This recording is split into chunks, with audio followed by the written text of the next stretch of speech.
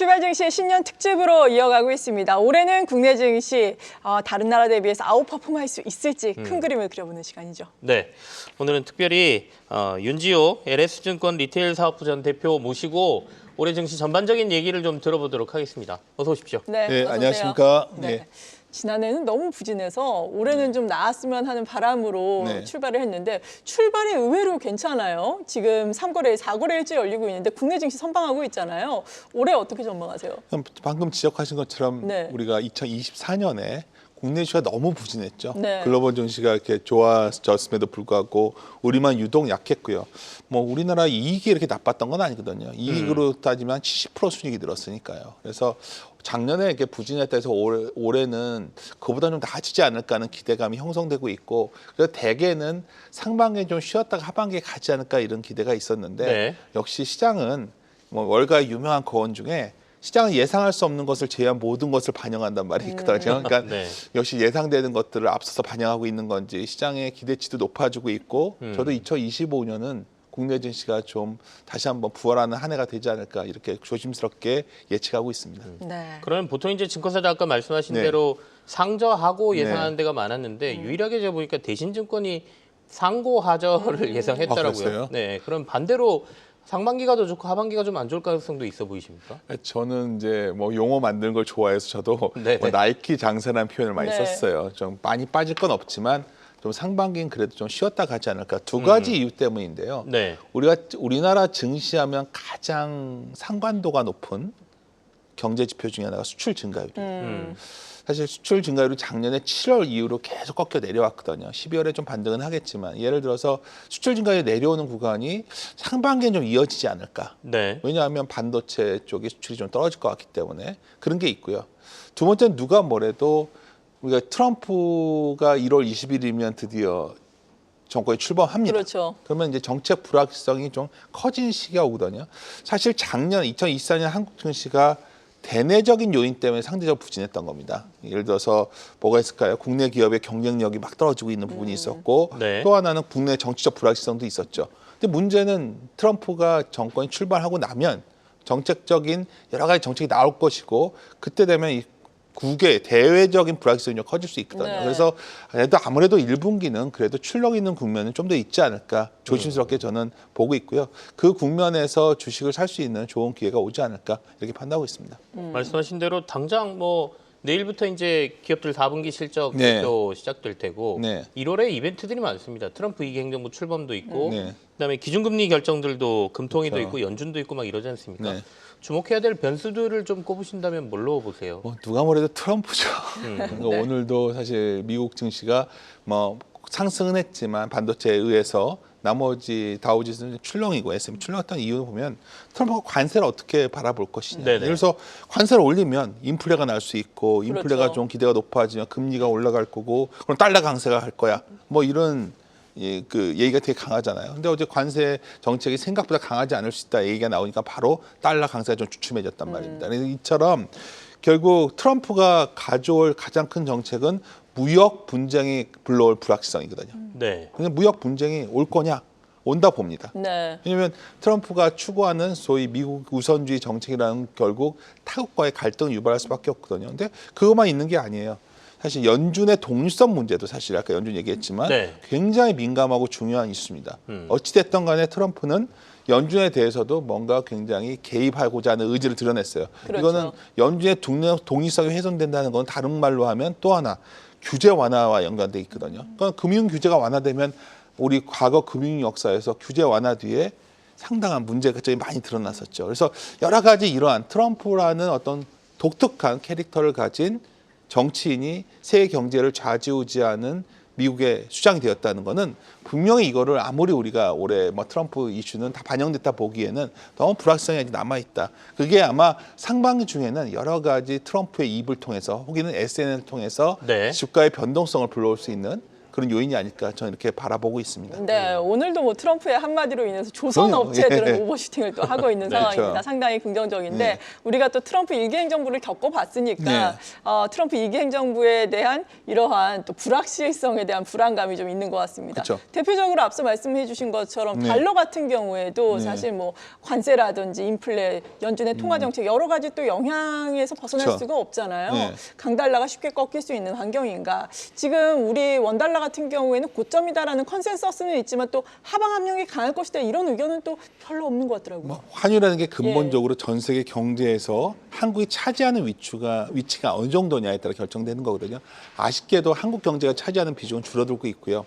국내 대내적인 어떤 문제점들, 특히 우리 국내 기업의 경쟁력 하면 떠오르는 건 바로 중국의 추격이거든요. 중국 산업과 겹치는 곳들, 뭐 반도체, 2차 전지, 네. 뭐 철강, 석유화학 이런 것 매우 힘들잖아요. 네. 이런 문제들 때문에 한국이 상대적으로 극복하기 쉽지 않을 것 같고요. 근데 여기서 질문을 던지는 거죠.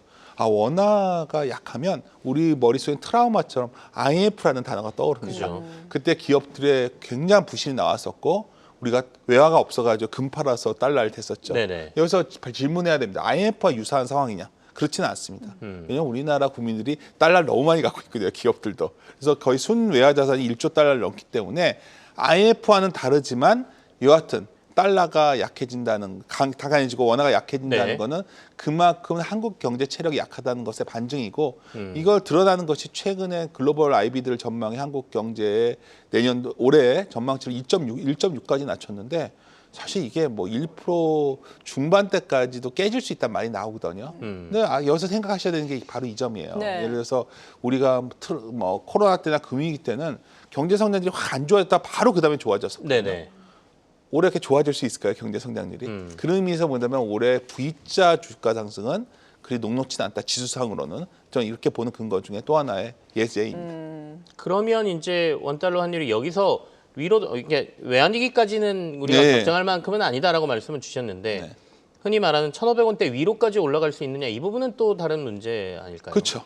그러니까 결국 미국 위주의 네. 리쇼어링 정책이 강화되면서 미국 경제는 그래도 버텨주는데 상대적으로 한국 경제가 못 버텨주면 또 다른 국가들의 약진이 좀 있거든요. 그렇게 되면 원달러 환율이 일적으로 1,500원을 갈 수도 있겠죠. 근데 여기서 근본적으로 질문을 던져야 되는 네. 거는 원화 약세가 결국 우리가 외환 보유가 없어서 네. 달러가 없어서 국가의 문제까지 커질 것이냐. 뭐 이거 다른 표현은 뭐 CDS 프리미엄이 뭐 엄청 올라올 거냐. 네네. 그 문제랑 다른 문제라는 거죠. 그런 의미에서 IMF와는 다른 상황. 하지만 한국 경제가 체력이 매우 약해지고 있다는 그렇죠. 그런 증거가 바로 환율 시장에서 나타나고 있다. 이렇게 보고 있습니다.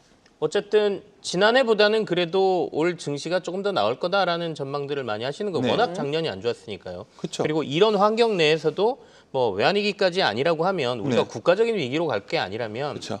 우리가 종목 선별, 업종 선별도 해야 될 거 아닙니까? 네, 이 맞습니다. 상황에서도 괜찮은 데들이 보일 텐데 어디를 더 유망하게 보고 계십니까? 방금 전에 우리 사회자님이 처음에 네. 조선 업종 말했지만 네. 숫자가 좋아지고 중국과의 어떤 경쟁적이지만 그래도 우리의 특화된 영역을 갖고 있는 뭐 자동차가 그렇고 조선 이 두 개는 대표적 산업이에요. 또 하나 우리 산업에서 누구나 드러나듯이 K자가 붙은 산업 중에서 네. 좀 우리 자체적인 경쟁력을 가진 곳들 네. 화장품에도 그런 기업이 있고 음식료에도 그런 기업이 있고 또 엔터 비즈니스 쪽에도 있고 이런 기업들 좀 찾아내야 된다고 보고 있고요.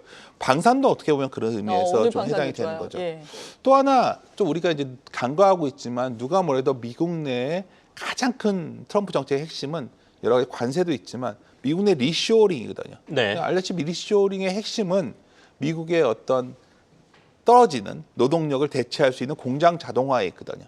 공장 자동화를 한다는 건 로봇이나 어떤 그런 관련주들이 좋아질 수 있고 또 공장을 하기 위한 기반 시설은 전력 기기 쪽이 해당되겠죠.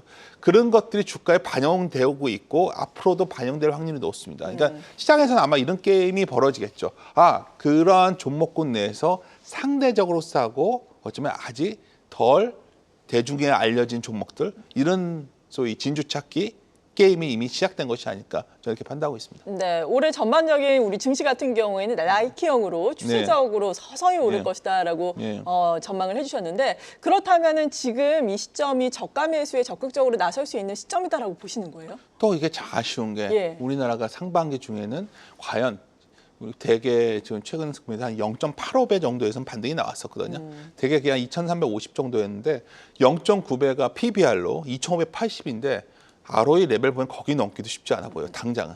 그리고 한 배는 과거에는 달성하는 지수였는데 그게 2,860인데 네. 그조차도 지금 상반기 중에 돌아서기 쉽지 않다. 그래서 지수상으로는 상당히 좀 막혀 있고 어떤 느낌으로 접근하시면 좋냐면 한국 증시에서는 미국 증시와 다르게 미국 증시는 바이앤홀드 전략을 해서 네. 네. 그냥 사가지고 버티면 된다고가 나왔지만 상반기에는 바이 더 딥 전략으로 흔히 표현하는데 한 번씩 출렁일 때 어쩌면 출렁이면서 뭐 차트 사고는 음봉이 크게 나올 때 그럴 때 접근하는 전략이 결과론적으로 승률이 높은 게임이 될 것 같다 상반기에는. 그래서 상반기에는 제가 보기엔 바이 더 딥 전략, 네. 하반기에는 바이앤홀드로 내년을 바라보면서 들고 가는 이 구간을 좀 나눠서 생각하는 게 낫지 않을까 저는 이렇게 바라보고 있습니다. 네. 무작정 들고 있으면 자칫 큰 뭐 이익을 볼 수 없을 테니까 출렁출렁 거릴 때마다 더 사든지 아니면 잘 팔고 사든지 뭐 이래야 된다니까 조금 어려울 수도 있겠네요. 어렵죠. 근데 심한 우리나라가 이제 트레이딩 구간에 들어간 거죠. 변동성 장세라는 표현을 쓰는데 변동성은 기본적으로 불확실성이 전제할 때 나옵니다. 근데 우리 아까 사회자님가 계속 얘기하는 과정에서 네. 상반기 중에는 아직은 미국 대외적인 불확실성도 있고 대내적인 불확실성 우리도 다 알고 있지만 정치적 불확실성도 아직 남아있기 때문에 이 불확실성이 노출되면서 지수가 출렁인다면 그때 오히려 겁을 먹지 마시고 네. 바이 더 딥 전략을 취하신다면 여러 번의 기회가 올 수 있는 상반기가 아닐까 조심스럽게 바라봅니다. 네. 네. 오늘 이 시간 LS증권 리테일 사업부의 전윤지호 대표와 함께 도움 말씀 들어봤습니다. 감사합니다. 네, 감사합니다.